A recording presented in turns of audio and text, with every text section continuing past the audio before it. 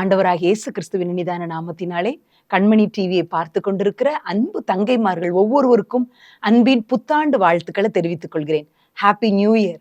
இந்த புதிய வருஷம் உங்க வாழ்க்கையில ஆசீர்வாதத்தின் ஆண்டாய், உங்களுடைய விருப்பங்கள் எல்லாம் கர்த்தருக்குள் நிறைவேறுகிற ஆண்டாய் இந்த ஆண்டு இருக்கட்டும்னு சொல்லி வாழ்த்துகிறேன். முக்கியமா கடந்த வருஷத்தை காட்டிலும் இந்த வருஷத்துல ஆண்டவரை ருசி பார்க்கிற அனுபவம் இன்னும் அதிகமா வேணும் அப்படின்னு சொல்லி நீங்க ஆசையோடு ஒவ்வொரு நாளையும் எதிர்பாருங்க. நம்முடைய நாக்குல சுவை அரும்புகள் இருக்குது இல்ல? ஆமா தானே? எப்பயுமே அம்மா செய்யற சாம்பார், காரக்குழம்பு, மீன் குழம்பு இதையே நம்ம சாப்பிட்டு போதும் அப்படின்னு சொல்லி விட்டுறோமா? இல்ல, இன்னும் என்னென்ன புது புது டிஷ் எல்லாம் நம்ம ட்ரை பண்ணணும் அப்படின்னு சொல்லி யோசிக்கிறோம். ஜொமேட்டோ, ஸ்விக்கி அப்படின்னு சொல்லி பல இதுல ஆர்டர் போட்டு டேஸ்டியான ஃபுட்டை நம்ம சாப்பிடணும், அந்த ஹோட்டல்ல அது சூப்பரா இருக்குமா அப்படிலாம் சொல்லி அந்த டேஸ்டோட நாவின் சுவை அரும்புகள் நாளுக்கு நாள் சென்சிட்டிவ் ஆகிக்கிட்டே இருக்கு. இன்னும் டேஸ்ட் பண்ணணும், இன்னும் வெரைட்டியான ஃபுட்ஸ் எல்லாம் நம்ம டேஸ்ட் பண்ணணும்னு சொல்லி நினைக்கிறோம்ல. அதே மாதிரி ஆண்டவரை இன்னும் அறிந்து கொள்ளணும், இன்னும் அவரை ருசிக்கணும் அப்படிங்கிற ஆசை இந்த வருஷம் இன்னும் அதிகமா நமக்குள்ள வரட்டும். ஒருவேளை ஒரு ஒரு சின்ன கற்பனை யோசிச்சு பாருங்களேன். உங்களுக்கு ரொம்ப ஒரு சாண்ட்விச் பிடிக்கும், அதை வாங்கி உங்களோட ரூம்ல உட்கார்ந்துருக்கிறீங்க. நம்மளே இந்த ஃபுல்லா இதை சாப்பிடணும் அப்படின்னு சொல்லி நீங்க உட்கார்ந்துருக்கிறீங்க. அந்த நேரத்துல உங்களோட ஃப்ரெண்டு 2 பேர் வந்துட்டாங்கன்னா, ஐயோ இவங்களுக்கும் ஷேர் பண்ணுமே அப்படின்னு சொல்லி நீங்க நினைப்பீங்க தானே? எல்லாருக்கும் அது யோசனை வரதான் செய்யும். அதே போல குரூப்பா நம்ம இருந்து ஆண்டவரை டேஸ்ட் பண்றது ஒரு வகை உண்டு. ஆனா தனிமையில நீங்க அந்த சாண்ட்விச்சை எடுத்துட்டு அப்படியே உங்க மொட்டை மாடியில ஒரு சேர் போட்டு சுத்தி இருக்கிற மரம், வயல் இதெல்லாம் பார்த்துட்டே அப்படியே நீங்க அந்த சாண்ட்விச், அந்த இயற்கையை ரசிச்சுட்டே நீங்க சாப்பிடுறீங்கன்னு வைங்களேன், அந்த ஃபுல் டேஸ்டும் உங்களுக்கு தான், ஃபுல் சாண்ட்விச்சும் உங்களுக்கு தான். ரொம்ப என்ஜாய் பண்ணி சாப்பிடுவீங்களா? அதே மாதிரி தனிப்பட்ட விதத்துல ஆண்டவரை டேஸ்ட் பண்ணுங்க. குரூப்பா டேஸ்ட் பண்ணிருக்கலாம், ஃபேமிலியா டேஸ்ட் பண்ணிருக்கலாம், காலேஜ் லெவல்ல நீங்க ஆண்டவரை ருசி பார்த்திருக்கலாம், ஆண்டவருடைய வார்த்தையை கேட்டிருக்கலாம். தனிப்பட்ட விதத்துல நானும் என் தேவனும். உங்க மொட்டை மாடிக்கு போங்க, 2 சேர் எடுத்துட்டு போங்க, நீங்க ஒரு இடத்துல உட்காருங்க, பக்கத்துல ஆண்டவரை உட்கார வைங்க. ஆண்டவரே நீங்க இதுல உட்கார்ந்துக்கோங்க, இன்னும் நான் உங்களை ருசிக்கணும்ப்பா, இன்னும் உங்களை நான் ரசிக்கணும்ப்பா, இன்னும் உங்களை அறிந்து கொள்ளணும் அப்படின்னு சொல்லி ஆண்டவரோடு தனிப்பட்ட உறவை இந்த புதிய ஆண்டுல நீங்க முயற்சி செய்து பாருங்க. தங்கச்சி சொல்றேன், எந்தெந்த காரியத்துல எல்லாம் உன்னால வெற்றி பெற முடியலையோ, எந்தெந்த அடிமைத்தனத்துல நீ சிக்கி இருக்கியோ, ரொம்ப ரொம்ப ரொம்ப ஈஸியா ஆண்டவர் உன்னை வெளியே எடுத்துருவா. நீ டேஸ்ட் பண்ணி பாரு, இதை ட்ரை பண்ணி பாரு. ஆண்டவர் உன் கூட இருக்கிறத, உன் கூட வாக் பண்றத நீ உணர முடியும். ஓகேவா? இந்த நியூ இயர் அப்படின்னு சொன்ன உடனே அடுத்ததா நமக்கு என்ன ஞாபகத்துக்கு வரும்? வாக்குத்தத்தம் தான் ஞாபகத்துக்கு வரும். இந்த நியூ இயர்ல என்ன வாக்குத்தத்தம்? உண்மையா கேட்க போனா அது ஒரு வாரத்துக்கு தான் நம்ம ஞாபகத்தை வச்சிருக்கோம் பாரு. அந்த வாக்குத்தத்தத்தை பைபிள்ல வச்சிருப்போம். 1 வீக் யோசிப்போம், ஜோமுனுவோம், அடுத்து என்ன செஞ்சிருவோம்? மறந்துருவோம். ஆனா 1ஆம் தேதி ஜான் 1 வந்துருச்சுனாலே ஒரு வாக்குத்தத்தத்தை நம்முடைய இருதயம் எதிர்பார்க்குது. இன்னைக்கு உங்க கூட பேசிக்கிட்டு இருக்கிற அக்காவும் ஒரு வாரமா ஆண்டவரே இந்த 2026ல எனக்கு ஒரு வாக்குத்தத்தத்தை தாங்கப்பா அப்படின்னு சொல்லி ஆசையோட ஆண்டவர்கிட்ட என்னுடைய ஜெப நேரத்துல ஜெபிச்சேன். அப்போ ஏசப்பா எனக்கு உள்ளத்துல ஒரு வார்த்தையை கொடுத்தாங்க. என்னன்னா, வாக்குத்தத்தம்னு சொன்ன உடனே உனக்கு யாரு ஞாபகத்துக்கு வர்றா அப்படின்னு சொல்லி உணர்த்தினாங்க. உடனே ஆபிரகாம் தான். ஏன்னா ஒரு தனி மனிதனுக்கு ஆண்டவர் அள்ளி அள்ளி வாக்குத்தத்தத்தை கொடுத்தது யாருதான் அப்படின்னு சொன்னா, இந்த முழு வேதாகமத்திலே ஆபிரகாம் தான். ஆண்டவரே ஆபிரகாம் தான். ஆபிரகாமை நான் எப்படி எல்லாம் ஆசீர்வதிச்சேன். நீ ஆசீர்வாதமாய் இருப்பாய், உனக்குள் பூமியில் உள்ள சகல வம்சங்களும் ஆசீர்வதிக்கப்பட்டிருக்கிறோம் அப்படின்னு சொன்னேன். உன் பேரை பெருமைப்படுத்துவேன். அப்பா, அடுக்கடுக்கா ஆசீர்வாதம் ஒரு தேவனுடைய மனிதனுக்கு கிடைக்குது. ஆபிரகாம் தான்ப்பா, அவருக்கு தான் நீங்க அள்ளி அள்ளி வாக்குத்தத்தத்தை கொடுத்திருக்கிறீங்க அப்படின்னு சொன்னேன். என் மனசுல நான் யோசிக்கிறேன். உடனே அடுத்ததா ஒரு எண்ணம் வருது. அந்த இவ்வளோ வாக்குத்தத்தத்தை கொடுத்துட்டு ஆபிரகாம்கிட்ட நான் ஒரே ஒரு காரியம் எதிர்பார்த்தேன். என்ன அப்படின்னு சொல்லி என் உள்ளத்துல ஆண்டவர் உணர்த்துறாங்க. அப்ப நான் வேதத்தை திறக்கிறேன். ஆதியாகமம் 17ஆம் அதிகாரம் 1வது வசனத்துல போடப்பட்டிருக்குது. கர்த்தர் ஆபிரகாமுக்கு தரிசனமாகி, நான் சர்வ வல்லமையுள்ள தேவன், நீ எனக்கு முன்பாக நடந்து கொண்டு உத்தமனாயிரு. இந்த ஒரே ஒரு காரியத்தை தான் ஆபிரகாம்கிட்ட நான் எதிர்பார்த்தேன். அவருக்கு அநேக வாக்குத்தத்தங்கள் எல்லாம் நான் கொடுத்தேன். பூமியில் உள்ள வம்சங்கள் எல்லாம் அவருக்குள்ளதான் ஆசீர்வதிக்கப்பட்டிருக்கும். எல்லா கோத்திரங்களும் அவருக்குள்ளதான் ஆசீர்வதிக்கப்பட்டிருக்கும். முழு பைபிளையும் அவருடைய வேர்ல இருந்து தான் ஆரம்பிக்கப்படுது. முழு பைபிளின் சரித்திரமும் ஆபிரகாம் அதுல அடி வேராய் ஆணி வேராய் இருக்கிறாரு. ஆனா அவர்கிட்ட ஒரே ஒரு காரியம் எதிர்பார்த்தே, எனக்கு முன்னாடி நீ நடந்து உத்தமனா இரு. நீயும் எனக்கு முன்னாடி சமுதாயத்திற்கு முன்பதாக, சபைக்கு முன்பதாக, குடும்பத்துக்கு முன்பதாகலாம் நான் கேட்கல. எனக்கு முன்னாடி நீ நடந்து உத்தமியா இருக்கும்போது ஆபிரகாமின் ஆசீர்வாதங்கள் எல்லாம் உனக்கு தான் மகளே அப்படின்னு ஆண்டவர் பேசினார். என்கிட்ட பேசின வார்த்தையை நான் உங்களோட பகிர்ந்து கொள்றேன். அன்பான தங்கச்சி, நீ ஆண்டவருக்கு முன்பதாக நடந்து உத்தமியா இருந்தாயானால் நீ ஆசீர்வாதமா இருப்பாய். உன் நிமித்தம் பூமியில் உள்ள சகல ஜனங்களும் ஆசீர்வதிக்கப்படும்.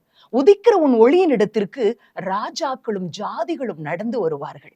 எழும்பி நீ பிரகாசிக்க முடியும். உன் பெயரை தேவன் பெருமைப்படுத்த முடியும். ஆனா ஒண்ணு எதிர்பார்க்கிறாங்க. இந்த 2026ல நீ தேவனுக்கு முன்பாக நடந்து உத்தமியா இருக்க ஆண்டவரிடத்துல இன்னைக்கு ஒரு தீர்மானம் எடு. ஒருவேளை குடும்பத்துக்கு முன்பதாக நீ உத்தமனா இரு. எல்லாமே விக்கிரகத்தை செய்யற குடும்பத்துல இருந்துதான் ஆபிரகாம் ஆண்டவர் எடுத்தார். அந்த கல்தேயர் பட்டணத்துல நீ மாதிரியா இருக்கணும். எதிரா வருகிற அமலேக்கியர் எத்தனையோ ஜாதிகள் உன்னுடைய வம்சத்துக்கு எதிரா வரப்போறாங்க. அவங்களுக்கு எதிரா நீ உத்தமனா இருக்கணும். அப்படியெல்லாம் ஆண்டவர் சொல்லவே இல்லை. எனக்கு முன்பாக, மனுஷருக்கு முன்பாக இல்ல தங்கச்சி, ஆண்டவருக்கு முன்பாக நீ உத்தமனாயிருன்னு ஆபிரகாம்கிட்ட எதிர்பார்த்தது போல உன்கிட்ட ஆண்டவர் சொல்றாங்க. எனக்கு முன்பாகன்னு சொல்லும்போது யாரும் இல்லாத ஒரு தனிமை. நீ தனிமையில நீ எப்படி இருக்கியோ அதுதான் நீ. நீ யாரு அப்படின்னு சொல்லி பல பேர் உன் ஃப்ரெண்ட்ஸ் சொல்லலாம். ஏய் நீ ரொம்ப சோசியலா பழகுறடி அப்படின்னு சொல்லலாம். இன்னொருத்தங்க சொல்லலாம் நீ ரொம்ப கம்பேஷனா இருக்கிற அப்படின்னு சொல்லலாம். இன்னொருத்தங்க சொல்லலாம் நீ ரொம்ப ஹெல்பிங் டெண்டன்சியோட இருக்கிறன்னு சொல்லலாம். இன்னொருத்தங்க சொல்றா நீ பேசுறாலே கேட்டுக்கிட்டே இருக்கணும் போல இருக்குதே அப்படின்லாம் சொல்லலாம். ஆனா ஆண்டவர் உன்னை குறிச்சு என்ன சொல்றாருன்னா, தனிமையில நீ யாரா இருக்கியோ அதுதான் நீ. யாரு இல்லாத அந்தரங்க நேரத்துல நீ எதை திங்க் பண்றியோ அதுதான் நீ. தனிமையா யார் இல்லாத நேரத்துல நீ எதை பாக்குறியோ அதுதான் நீ. இதுதான் கடவுளுக்கு முன்பாக ஆண்டவர் சொல்றாங்க, மகளே, யாரு இல்லாத நேரத்துல, மனுஷருக்கு முன்பாக நம்ம வாழ்றது வேற, யாரும் இல்லாத நேரத்துல நான் எப்படி இருக்கிறனோ அதுதான் கடவுளுக்கு முன்பாக நான். கர்த்தருக்கு முன்பாக உத்தமியா வாழ மட்டும் நீ உன்னை ஒப்பு கொடுத்துட்டேன்னு வச்சுக்கோயேன், உன்கிட்ட என்ன இருக்கு இல்ல அதெல்லாம் ஆண்டவர் பார்க்கவே மாட்டாருப்பா. உன்னை ஆசீர்வதித்து உயர்த்துகிற தேவனா இருக்கிறார். வேதாகமம் முழுவதிலும் போடப்பட்டிருக்கு. கர்த்தருக்கு முன்பாக தானியேல் கர்த்தருக்கு முன்பாக முழங்கால் படியிட்ட மனிதர், எலியா கர்த்தருக்கு முன்பாக நிற்கிற மனிதர், யோபுவை குறித்து பரலோகமே சாட்சி சொல்லுகிறது. அவன் உத்தமன், அவன் நீதிமான், சன்மார்க்கன்னு பரலோகமே சாட்சி கொடுக்குது. யோவான் ஸ்நானகனை குறித்து தீர்க்க தரிசனமாக கொடுக்கப்பட்ட வார்த்தை என்ன தெரியுமா? இவன் கர்த்தருக்கு முன்பாக பெரியவனா இருப்பான். மனுஷருக்கு முன்பாக எல்லாம் சொல்லல. ஜீசஸ்க்கு வழியை ஆயத்தப்படுத்துகிறதே யோவான் ஸ்நானகன் தான். அவரை கொடுக்கப்பட்ட தீர்க்க தரிசன வார்த்தை, அவன் கர்த்தருக்கு முன்பாக பெரியவனா இருப்பான். பரலோகம் எதை பார்க்க தெரியுமா? கர்த்தருக்கு முன்பாக இருக்கிற வாழ்க்கை.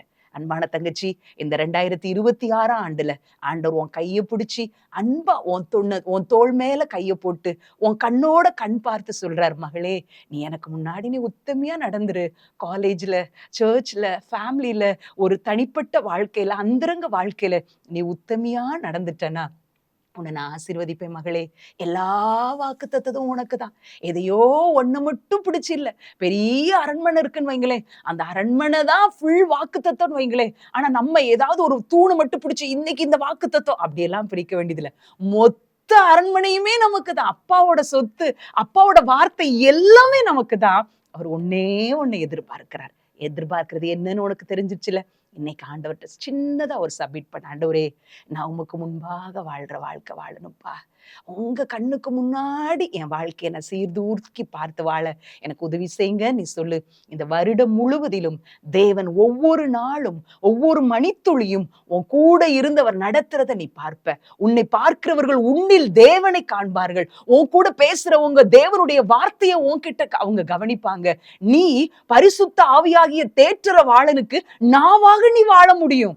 ஆண்டவர் உன் ஃப்ரெண்டு கிட்ட என்ன பேசணும்னு நினைக்கிறாரோ அவருக்கு ஒரு நாவு தேவையில்ல, அதுக்கு ஆண்டவர் நாவா ஒண்ணு பயன்படுத்துவார். எவ்வளவு மகிழ்ச்சியான வாழ்க்கை பத்தியா. ஒரு நிமிஷம் ஆண்டவர்கிட்ட சப்மிட் பண்ணி ஜெபம் பண்ணிடலாமா? ஹாப்பியா இந்த ஹாப்பி நியூ இயர்ல சந்தோஷமா, அப்பா நான் உங்களுக்காக வாழைன்னு ஒப்பு கொடுக்குறேன் அப்படின்னு சொல்லி ஒப்பு கொடுப்போமா? கண்களை மூடும். அன்பின் பிதாவே, இந்த புதிய ஆண்டின் காலை வேளைக்காக உமக்கு நன்றி செலுத்துகிறோம். வருஷங்களை நன்மையால் முடிசூட்டுகிற ஆண்டவர், இந்த புதிய ஆண்டை எனக்கும் எங்கள் ஒவ்வொருவருக்கும் நன்மையாய் மாற்றி தருவீராக என்று சொல்லி ஜெபிக்கிறோம். ஆண்டவரே, நீர் இன்றைக்கு எங்களுக்கு கொடுத்திருக்கிற காரியம், நீ எனக்கு முன்பாக நடந்து கொண்டு உத்தமியாயிரு என்று சொல்லி கொடுத்திருக்கிறீங்கப்பா. அந்த வார்த்தைக்கு கீழ்ப்படிய நாங்கள் எங்களை அர்ப்பணிக்கிறோம். எங்க பலத்தினால முடியாது, எங்க சுய பலத்தினால, எங்களுடைய வில் பவர்னால, எங்களுடைய தீர்மானத்தினால நாங்க இதை நிறைவேற்ற முடியுமான்னு சொன்னா நிச்சயமா முடியாதப்பா. உங்க பலன் எங்களுக்கு தேவை, ஆவியானவருடைய துணை எங்களுக்கு தேவை. இந்த வருடம் முழுவதிலும் நீர் எங்களை நடத்துவீராக, எங்க கரத்தை நீர் பிடித்துக் கொண்டு நடத்துவீராக. இந்த வார்த்தையை கேட்டுக்கொண்டு யாரெல்லாம் தேவனுக்கு முன்பாக என்னுடைய வாழ்க்கை, ஆண்டவருடைய கண்களுக்கு முன்பதாக என்னுடைய வாழ்க்கை இருக்கட்டும்னு அர்ப்பணிக்கிறாங்களோ அவங்க ஒவ்வொருவரையும் ஆசீர்வதிங்க. இந்த ஆண்டு அவர்களுக்கு ஆசீர்வாதத்தின் ஆண்டாய், ஆண்டவரை மகிமையின் ஆண்டாய், ஆண்டவர் அவருடைய காரியங்கள் எல்லாம் வாய்க்கிற ஆண்டாய் இருக்கட்டும்னு மனதார வாழ்த்தி ஆசீர்வதிக்கிறேன். அப்படியே நீ செய்ய போறதற்காக ஸ்தோத்திரம். துதி கன மகிமையெல்லாம் உமக்கு செலுத்துகிறேன். இயேசுவின் மூலம் வேண்டிக் கொள்கிறேன் பிதாவே. ஆமேன், ஆமேன்.